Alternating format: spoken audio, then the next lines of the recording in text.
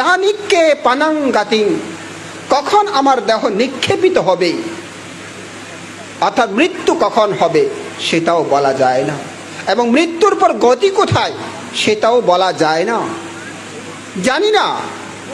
এই পাঁচটা নিমিত্ত সম্পর্কে আমরা বুঝতে পারি না। অনিমিত্তা না ন্যায়ারে, এটা জানা সম্ভব না।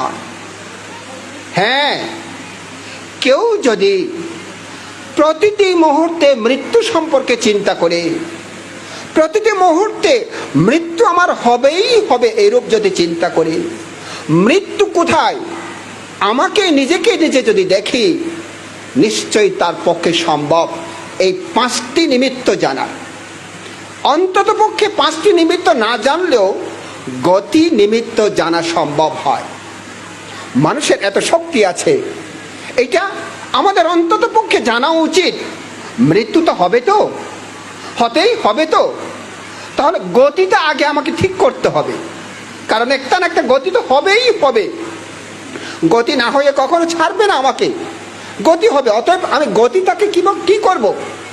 গতি পরিবর্তন আমার তো করতে হবে। যদি ভালো গতি না হয় আমাকে গতি পরিবর্তন করতে হবে, আর যদি ভালো গতি হয় স্বাগতম সেই গতিকে। অতএব গতি পরিবর্তন করার মতো আমার কি সে শক্তি আছে?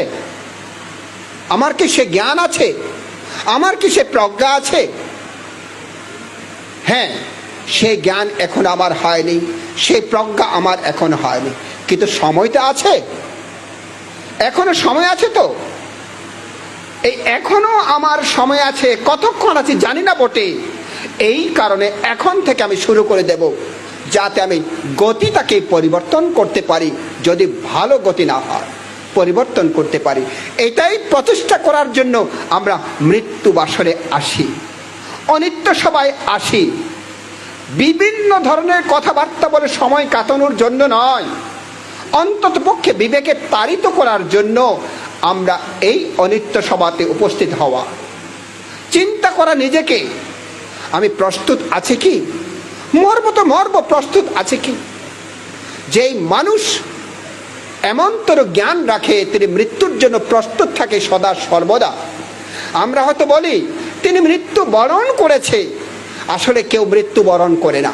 মৃত্যুকে কেউ বরণ করে না, কেউ গ্রহণ করে না, বাধ্য হয়ে করতে হয় মৃত্যু।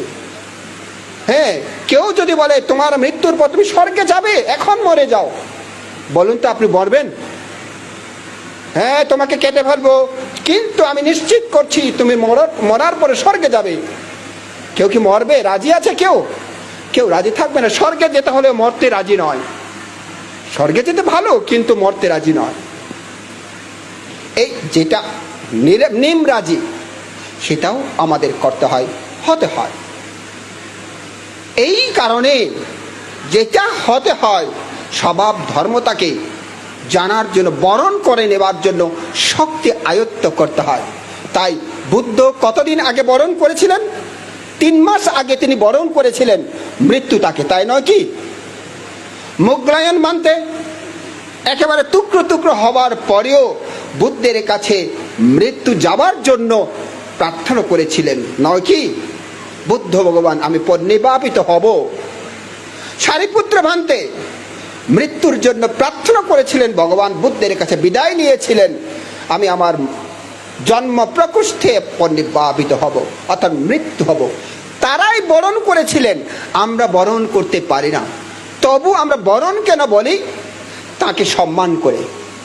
আমরা ভালো মানুষ, আমরা জ্ঞানী মানুষ, অন্ততপক্ষে আমরা তাকে সম্মানটা জানাই। উনি মৃত্যুবরণ করেছে, অমুকে মৃত্যুবরণ করেছে, এই কথাটি আমরা বলি। যেটা বলি সেটা সে করেছে কিনা জানি না, অন্ততপক্ষে আমি যেন করতে পারে মৃত্যুটাকে বরণ, এটাই যেন প্রস্তুত আমরা করতে পারি। তাহলে অনিত্য সভা আমাদের জন্য সার্থকে পরিণত হবে। অনিত্য সভা সবার মধ্যে সার্থকে পরিণত হোক,